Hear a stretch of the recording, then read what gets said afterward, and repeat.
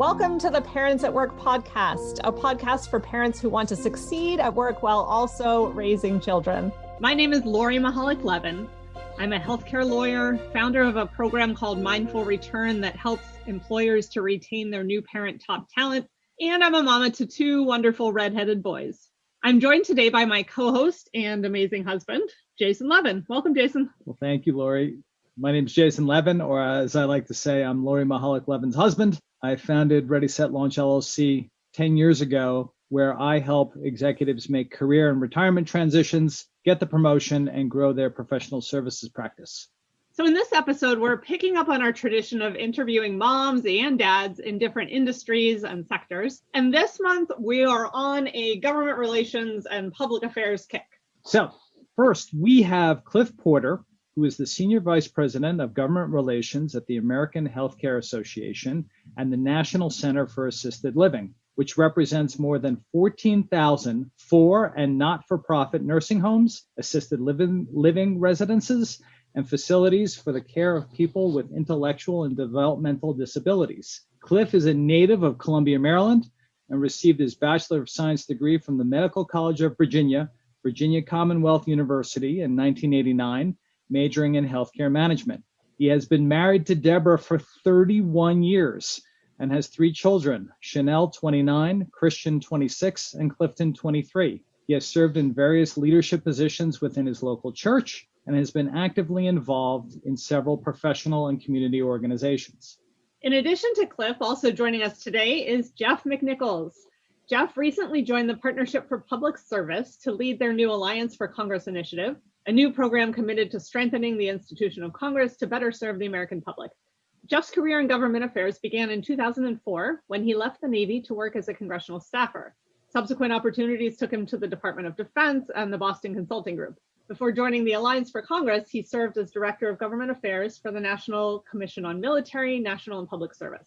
Jeff has been married for 8 years and has two children who are ages 5 and 3. Welcome, Clif, and welcome, Jeff. We're so excited to have you both here today. Thanks so much. Thank you very much. Great. So we are spanning the whole spectrum of ages here with kids who are, just past toddler phase all the way through to hopefully launched in the world potentially phase. And really excited to have both of your experiences come out here. So let's start with you, Clif. You are the experienced parent among us, even more so than Jason and I, who sit in the middle with our 8 and 10-year-olds. Can you tell us a little bit about your working parent story, please? Yeah, I appreciate it and glad to be here with you guys today. You know, my wife and I met in college and got married very soon after I graduated, about a week after I graduated. We got married. And about, I guess, a year and a half later or so, we were growing our family and our daughter was born. My wife at the time had her own career as well. And we both were hardworking, brand new parents. Ultimately, the story changed a little bit when around 1994, when my oldest son was born. And when Christian got here, we kind of had to do some math to try to figure out how we were going to make the family work. And, daycare was pretty expensive. And we sort of kind of put our heads together and made a decision that my wife would come home and raise the children full time. And it set us back a little, but net, we felt like the sacrifice was worthwhile. And essentially, my wife, from that point forward, stayed home and more or less was the full-time parent to our 3 children. And essentially, got them off to launch very successfully. So, at the end of the day, our parenting story was sort of 2 professional folks, and then sort of me working outside the home, and then Debbie working within the home, and then sort of trying to combine efforts. I always called her the quarterback. I was the running back. I'm an old football player, so it's the best way. She would tell me which hole I needed to run through, and whatever sort of things she was observing with the kids, and I would do my best to try to be the best support I could be. So, it's been a great experience for us. They've all, went to college, graduated from school, and are working. And now she's back doing her professional life again, and I'm doing the same. Wow. Brilliant. Yeah, thanks for sharing, and congratulations on getting past all those life markers and touchdowns. I like the quarterback and running back analogy. I played tackle, and so I understand you gotta hit your lanes, and you gotta hit them really well. And so it's good to have someone that's able to direct all that. No doubt. Thanks, Cliff. Okay, over to you, Jeff. Can you tell us a little bit about your working parent story, which I'm sure is just as detailed, but perhaps a bit shorter in nature? That's right. Yeah, it's a pleasure. My working parent life began at a much later point, not until around the 2000, I guess, married in 2013. So it's only been 8 years at this point. But met my wife, Christine, while I was going to graduate school up in Boston. And we moved down here to the Washington, D.C. area after that. She followed me down here, and promptly we went to work in the D.C. area. Then got married and moved not far outside the city to the city of Annapolis. And that's where our, parental career took off from that point. So our daughter, Isla, was born 5 years ago. And our son, Ethan, now almost 4 in just a couple of weeks here soon. But it's been interesting kind of entering into that period of fatherhood at a later point. So I had already turned 40, and it's been an interesting experience, both ups and downs in terms of kind of that later dad period or starting parenthood at a later age. Certainly get tired a lot faster, but I'd like to think that the experience kind of helps offset some of that physical weakness that kind of goes with being an older dad. But it's been an absolute pleasure. I've truly enjoyed getting to know my kids as they've gotten older.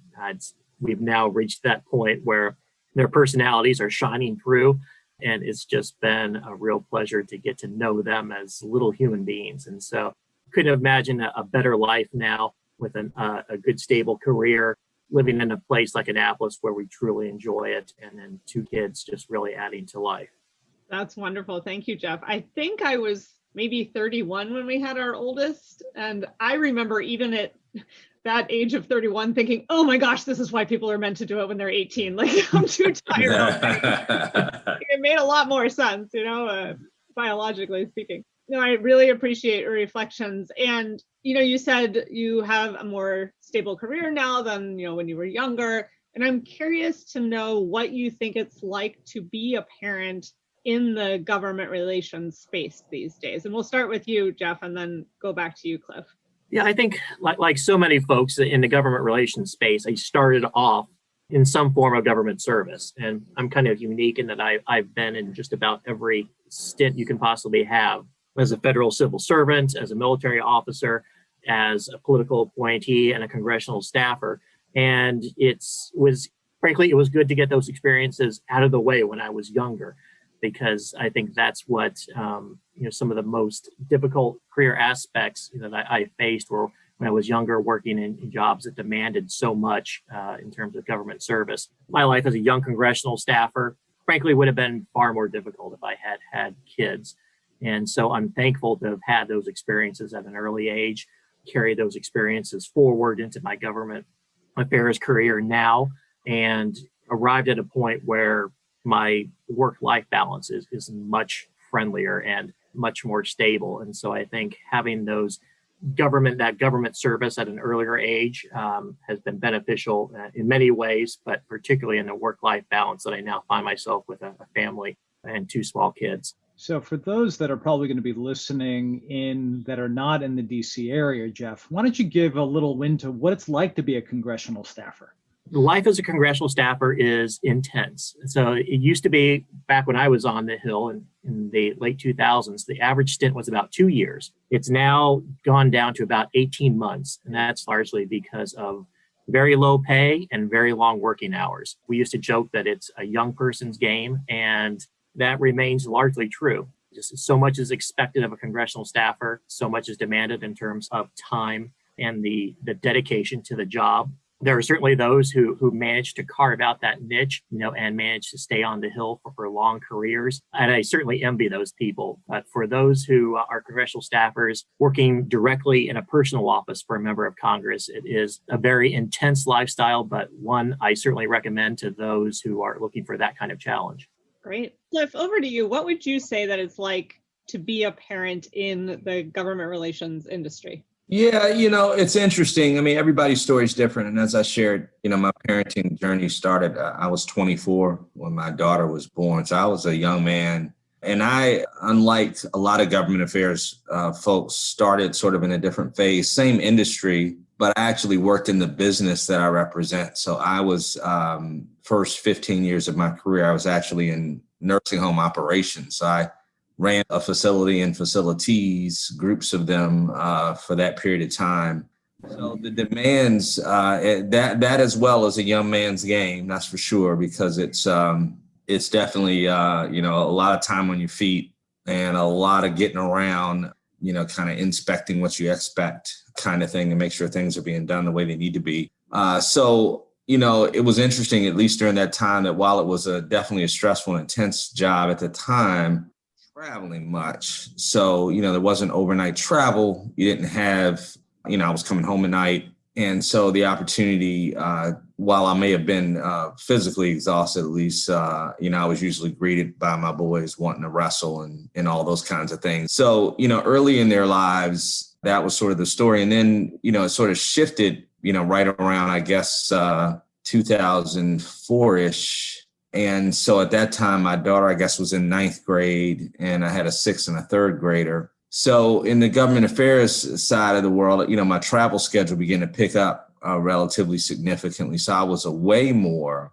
And that created, I think, some friction and some challenges that my wife and I really had to kind of work through, because it was, one, unfamiliar, and two, seemingly not that big of a deal when it started, but it does and did take its toll, where we had to make some adjustments sort of to how I was running the plays, if you will, Jason, having to adjust my game a little bit to be more of a support. So I think, at that time, it was really about, making sure that I was engaged, even though I may have been away. And it wasn't a long time at any given moment, but I would definitely be away overnight often. And particularly as they got into those teenage years, it kind of became even more important that, I created some continuity and sort of adjusted the parenting approach and style, just based on sort of what the demands of that job were. So a little bit different, as it relates to sort of the timing of how I transitioned in, and more importantly, sort of what kids needed at that moment in their lives. Yeah, thanks for your honest reflections there. I'm curious if you would dig a little bit deeper, Clif, into what some of those adjustments may have been. And you said, making changes that helped you to be engaged, even while you were away. I'm just wondering if you had any specific examples you could share of that, because there are definitely people who listen to this podcast who have to grapple with work travel, maybe again after COVID, we'll see, right? Yeah. Everybody goes back to the road or not, but I'm seeing it start to pick up, even just in the circles of people I'm talking to. So just wondering if you had any specific things that were helpful or that you managed to negotiate between you and your wife. Yeah, no, I think it's a good question. And it was definitely rocky, right? Because, particularly in the beginning, it's unfamiliar and you're just kind of go, go, go. And I'm kind of a go, go, go kind of person. So my wife's real good about, kind of recentering me and reorienting me when she needs help. So, we definitely ran against that. And, part of it was, okay, Clif, I know you're tired, but you got to figure out how to manage your energy here, because you can't come home and just collapse. Because if you do that, then you're not, you're here, but you're not here. So that was an adjustment that had to be made as it relates to sort of manage my energy a little bit. That may have meant while I'm on the road, making sure I get to bed, right? So that when I get home, I'm rested. And then I think, some other points were really about adjusting my travel schedule, right? So I had to be a little firmer with my employer to essentially say, okay, this is what's important to me. I can still get this done, but it's going to have to look this way. And thank goodness, I had an employer that was reasonable. It's just a matter of me expressing that. So, kind of changing the travel to where I may get up, at the crack of dawn and get on a flight to get out, so maybe I'm out of the house before everybody wakes up. Mm-hmm. If I'm, in some cases come back that night and, at least in that case, I'm present, right? So that may have been a bit more stressful as it related to sort of how I did the travel schedule and taxing in a way, but it at least made me, or put me in a position to be present and to be available. Sometimes it might mean leaving a little later. So it's out to school, flying out a little bit later after they're in school. That gives us some morning time to be together, flying home early. So, there are a variety of things that we tried to put in place, and it never goes off flawlessly, right? So there's always some tension, and my wife and I definitely had to work through it. But, I think we ultimately, figured it out the best we could, at least at the moment. Yeah, I really appreciate your candor and think that that's great advice, not just for traveling, but just also for, managing that relationship in general. I love how you said, managing your energy, making sure you're getting to bed, adjusting your schedule, and talking to your employer candidly about it. And I think we all have to do that regardless of whether you're on the road or not, right? Yeah, I was going to just add real quick. I mean, I can recall a pretty difficult conversation I had to have with a boss once. And it was really about, I just got to a point where it was just, I had to really confront him about it.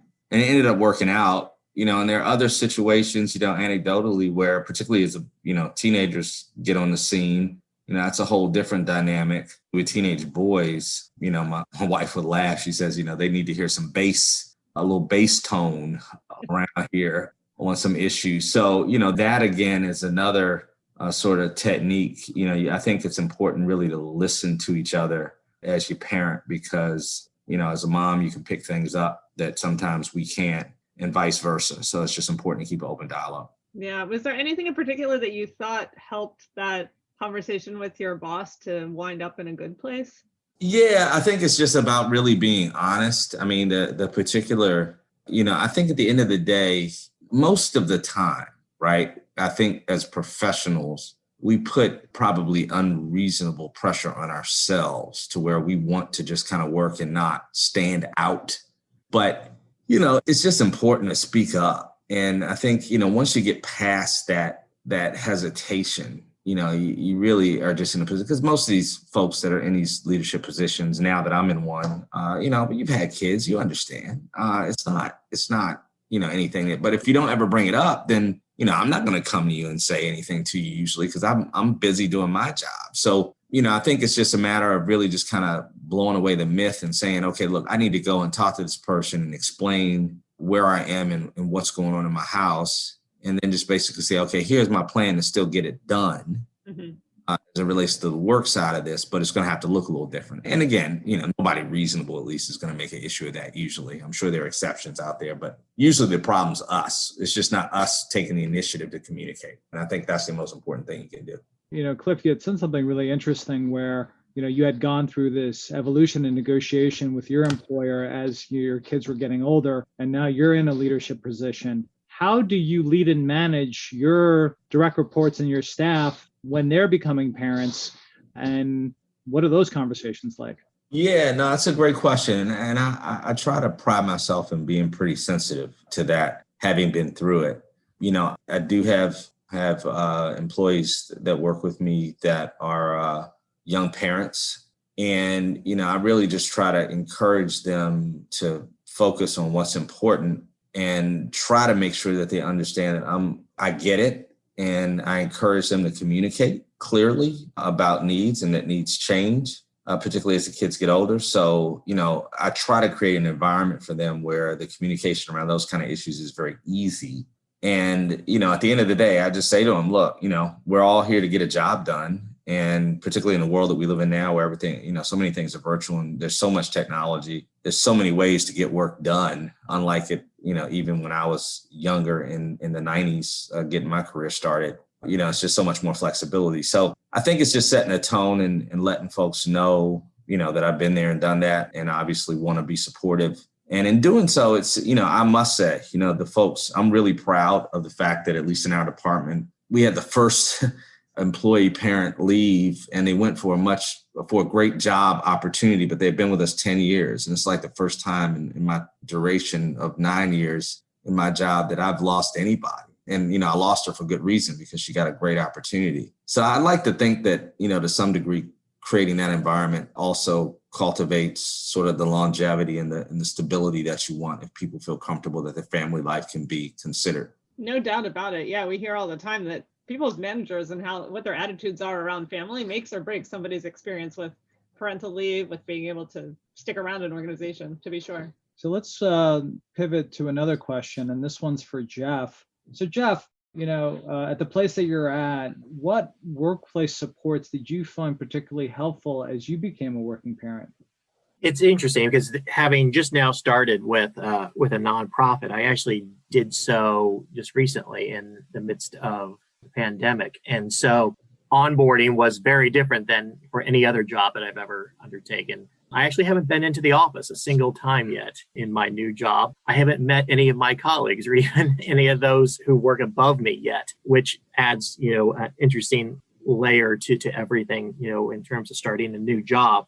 But what has been exceptionally helpful is this far into the pandemic, the organization has gotten very good at onboarding, making sure that everybody at home has the support structure that they need, whether it's office supplies, computer, whatever they need to get their job done, and that certainly helps, for those of us who are working parents, that have all the other pressures that go along with, starting a new job, to not have to concern myself with, those pieces of starting a new job has just been very helpful. Everything from the new laptop arriving by FedEx, all set and ready to go, and being able to just, very easily start a new job has been very helpful. And it has also allowed me to still maintain the attention and so forth that my family requires. So that's been an interesting, aspect of this job. And I think it's a change that organizations have been making, of course, in terms of onboarding in the midst of a pandemic,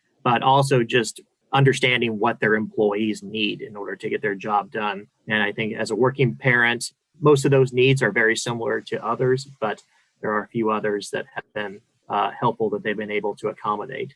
That's brilliant. Prior to the Partnership for Public Service, in your prior role, did you receive any types of leave or other types of benefits that you found useful when you became a new parent? So before this most recent job, I was actually in the federal government, which has been woefully behind pretty much the entire private sector in terms of support for parents. Parental leave, is almost completely new to the federal workforce. And so the federal government is still playing catch up in large respects, with most of those in the private industry. As a government relations professional, it's interesting to be, to go from, the government that is so far behind, into the private sector or into the nonprofit sector that embraces the ability of parents to work and provides a support structure, a much stronger support structure than the federal government does. And so it's interesting to have, worked in both of those spaces, to have seen the differences and to see how slowly that the federal government is adapting to those changes. And of course, they're paying the price significantly because so much talent is leaving the federal government as a result of that hesitation to adapt to what is largely commonplace practices and support structures within the private sector. And so it's an area that the federal government, needs to catch up if they're going to continue to bring in the talent that they need. Yeah, it's a really good observation, Jeff. Clif, from your perspective, you started in the private sector before you went to government relations, and you've no doubt seen an evolution in support for working parents. What have your observations been over the years on what's been available to parents since you became a parent? Yeah, clarifying the question, you mean as far as what's available now or what was available then? Both. Yeah, what you noticed when you and your wife became parents the first time, the second time, and now? Yeah, I think, obviously for us from a parenting perspective, at this stage, and at the time we were parents, young parents at least, there wasn't a tremendous amount of support available, formally at all. I mean, and frankly, parental leave and all these things that you have now just didn't exist, particularly for a dad during a pregnancy. I mean, you couldn't, when a newborn was born, you didn't have the ability to take sick leave and be with your child. None of those things even existed. So, there just wasn't a tremendous amount of support, which I think in many ways probably precipitated, our decision around, in some way, at least contributing to our decision relating to my wife coming home to help lead the upbringing of our kids at that time. I'm pleased to say, at least now, that, clearly things have evolved significantly. And I'm sure there's more work to be done, but obviously, there's definitely a different spirit about the whole parenting journey and a lot more support and understanding around, flexibility and providing the kinds of things that particularly young parents need. I'm real excited to see sort of how this parenting journey works now. I mean, DC is a different kind of place when it comes to, parenting. I mean, some of the folks that work with me, there's a lot of nannies and staying home type caregivers and a variety of different caregiving relationships that work. And you sort of have to adapt again, those allowances based on the individual employee's situation rather. So, I think, today we're a lot farther along than we were back in the 90s. And I think, particularly with the virtual world that we're in, is probably getting friendlier and friendlier. I laugh now, when you look at a lot of these virtual meetings and things. And today I was even in a meeting on a call, and one of our contract lobbyists' son walked in and threw a ball at him, and right as he's mid-speech, it's become kind of like comic relief. So, and we all just enjoy it. It's something that's kind of pleasurable to see. It's like real life invading, this stodgy professional existence that we have. So in many ways, I'm hopeful that, this virtual world that we're in is going to continue to create a more friendly environment, particularly, in working and having a family. That's awesome. And, your example of family showing up on the Zoom screen and the ball hitting the head really leads nicely into my next question, which is if you can zoom out just a little bit, Clif, we'll start with you and then head over to you, Jeff. What changes do you think are happening in your field, in the government relations sphere, that are affecting working parents, even if they're not necessarily about working parents? Wow, that's a great question. I'll say this. I think I spoke about the advantages of sort of this virtual existence that we have. I think there are some distinct disadvantages. I think that the boundaries as it relates to time are non-existent now, right? So, traditional work as it relates to, sort of 9 to 5 or 9 to 6 or whatever your, time frame was, particularly pre-COVID. You kind of went into your office, you went on the Hill, you did your work, and then you came home. And then if you think about sort of what I call the invasion of technology in all of our lives, I laugh now about it, but, there was a good, decade of my working career. I did not have access to all this information on a phone or, all these things that are now just so commonplace and you can't live without and survived, right? So, the fact that we have technology, whenever you have an advancement in technology, I think there is this lurch that occurs into your personal life. And a lot of it is just a lack of discipline, right, on our part, because it's really easy to pick up the phone and address an email or respond.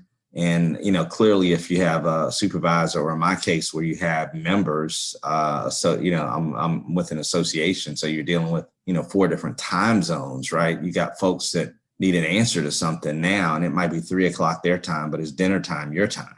And, you sort of have to manage all that. So, I will say that I think, from the perspective of sort of where we are in the virtual world, it has absolutely blurred the boundaries, again, as it relates to work. And thank God for me, at least, again, I have grown children, so it doesn't necessarily impact them as much, but, it does impact your relationship with your spouse too. Something you got to kind of keep your eyeball on and make sure that it's not an all-consuming kind of situation. So virtual is great from a flexibility perspective, but it is a blur of boundaries. And I think it's really important that you get some discipline to set those boundaries and make sure they're healthy.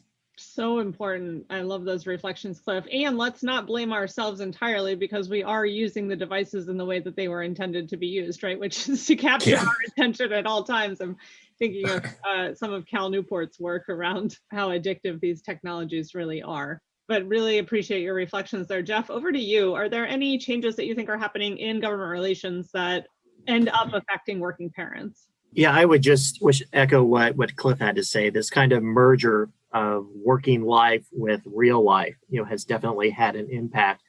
And even on the government side, so much on my side of the government affairs space is spent in reaction to what Congress is doing. And I think there's been a dramatic shift in terms of how they approach their work days, which in turn impacts mine. It used to be that you would work long hours, but when the day was done, it was done until the next day. And I think, with this blurring caused in part by technology and just other expectations, where your workday blurs, quickly into the rest of your life. I'm seeing that have an impact on Capitol Hill in Congress. That workday is extending far beyond what it used to. And that, of course, carries over into the government affairs space as well. So I've, started to see more emails coming from congressional staffers over the weekend, and not just late in the evening, but into the nighttime as well. So that's been, I think, an unfortunate side effect of how that blurring of the workday into the rest of our lives has had an impact on Capitol Hill within government, and that has in turn impacted what I do in the government affairs space. Yeah, that's a really interesting observation, because they're so symbiotic with one another, right? That whatever they do inevitably affects you, and there's a domino that falls there. It topples on many, many other players down the road. Absolutely. That's right. So, final question for both of you. We'll start with Jeff. What's your number one best piece of advice for navigating life as a working parent? What's your favorite book and your number one piece of technology? So I'll repeat the question. Number one best piece of advice for navigating life as a working parent, number one book, and number one piece of technology. I would say the best piece of advice is figure out how to organize yourself so that you can leave the house. It seems to me that that's always been kind of our biggest obstacle as parents of young children, is that simply getting past the threshold and out the door. And so my wife and I have always struggled to find that means of organizing ourselves so that we can take that stress off, that immediate stress of leaving the house. And it sounds kind of funny, but you always joke that as a parent, you may need to leave in 5 minutes, but you'll get out the door in 15. And so that was simply one of the things that we've tried to do ourselves, is to get ourselves organized so that we need to be somewhere at a reasonable time that we can actually get there. Just to interrupt for a moment, Jason and I are cracking up over here because our boys are 8 and 10, and we literally still have trouble getting out of the house. And part of it is that school just restarted and they've been home for 13 months. But literally this morning, Jason said, we need to come up with a system so that you put your stuff together the night before so that we can actually get out on time. And this is 10 years into parenthood. Our 8-year-old couldn't find his socks that didn't have, he was saying all his socks had holes in them. Not true. And then you need the mask, and then you needed a hat, and then you need the snack, and then we need the water bottle. And it's just like, oh, my Lord. I find the irony in Jeff's story because of Jeff's military background. And I would imagine that getting the troops out for you is a literal thing and a figurative thing. So. That's right. I'm very used to being able to at least controlling my own personal world, and then have two little intruders into that space, completely dismantle the schedule has been quite the education. So I will say that's my best piece of advice, but knowing that I certainly haven't achieved that bit of advice quite yet. As far as books, I shied away from parental books. I'm not sure exactly why. Part of me just, I guess, wanted the surprise of discovering a lot of this for myself. And so there's no real book that stands out for me that's been particularly helpful. But in terms of a piece of technology, I would just say a shared calendar of some kind that you can share with your spouse. I think, for us, with both having iPhones, that shared calendar between the two of us has been extremely helpful and has helped kind of keep us up to date. I'm constantly asking questions of my wife, and she's telling me, just look at the calendar. And so that's the best piece of technology that we've discovered up to this point. I'm hoping that it continues to get even better as time goes on. Thanks, Jeff. You might not be surprised to hear that is the most popular answer to that question on this podcast, the shared calendar. All right, Clif, same to you. Number one best piece of advice for navigating life as a working parent, number one book, and number one piece of technology. Yeah, all good questions. I think best piece of advice is, coordinate. My wife and I, we look back now and we're sort of at this stage of life where, we're very grateful that our children are grown and good people and successful. And my daughter's married now and it's got a dog and, we're kind of watching their lives, grow and them enter into young adulthood. But invariably, you look back and you say there are things that, I would have done differently. As your children become adults too, they become a little more open about, maybe even some of the hurts they had, where you missed it maybe a little bit. And that's all good. I don't, it hurts you a little bit when you have a candid conversation about something that you may have missed. It's never intentional, but we all have those stories. We have those stories with our own parents, right? It's not that we don't love them. It's not that they weren't great parents. It's just, something that may have happened or occurred that you wish was different. So you start getting that kind of feedback. But I think, overall, and looking back, it's just so important to coordinate. And I think, Debbie and I did a pretty good job at that. And that's, sort of her communicating to me what she needs from me. And particularly if you have children, boys and girls, particularly as parents, there is absolutely a thing that, as men, we understand our boys. we understand their energy. We understand how they think. Frankly, we think like that still probably to some degree. We just learn to control it in some way and vice versa. So, there's definitely insights and you need to coordinate and understand, what a girl may need from her dad, which may be a little bit different than what a guy needs from his dad, and vice versa with the mom and the boys and moms and the daughter. So I would just say coordinate's a big deal. I'm currently reading a book called Win the Day by Mark Batterson. It's a really good book, more or less about sort of just, conquering what's in front of you successfully. So I'm enjoying that. I'm not quite done yet, but highly recommend that book. And the last one was technology, right? Yeah, but Clif, any one particular takeaway that's helpful from the book? Yeah, I think, there are so many different little snippets and tidbits. I think there's, one component in the book that, more or less, I'm sitting here trying to think. There's so much good stuff in it. I'm trying to think about what really stands out. I think, we have to sort of focus on small victories. And that's a part of the thing in the book that it really tries to guide you towards is, there's an analogy in there called fly the kite. And essentially it just sort of talks about how big things start with really small and basic ideas. And it talks about, how a bridge was built and how this guy flew a kite across the ocean or whatever it was, or a river to build this bridge. And so, it gets down to sort of this, just again, small victories, sort of small, what you think are inconsequential approaches to things actually, can build mammoth bridges in your life kind of thing. So anyway, that's just one thing, but it's lots of good stuff and it's an easy read. So I just encourage you to grab it. That's a great lesson. And then technology. Yeah, the shared calendar is good. I'll just say what my wife would say to me, write it down. So I'm getting back to just old technology. Maybe it's not technology, it's just a pad and paper, right? Write it down, put it in your phone, do whatever you need to do to make sure that sort of those significant moments aren't missed. And that can be accomplished through a calendar, whatever the technology is that best works for you. But we're in such a frenetic world and the pace is so fast, it's so easy to miss things. So, these moments with our kids just go by so fast and you just don't want to miss them. So whatever you got to do to flag these things for yourself, do them, even if, I don't know if you want to call it technology or not, but a sticky note is about as good a piece of technology as I've ever had and still works for me.